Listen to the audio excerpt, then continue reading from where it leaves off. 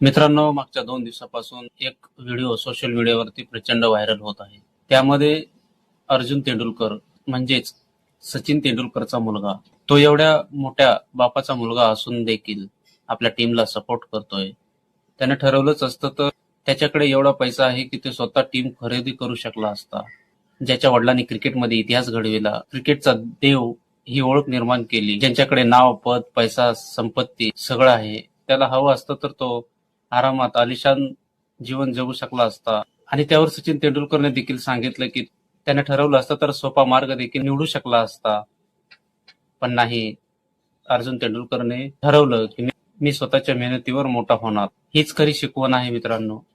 आज आपण थोडा पैसा, काही पद मिळाले की आपल्याला मनामध्ये अहंकार निर्माण होतो. पण पद, पैसा, संपत्ती ही वारशानं मिळू शकते.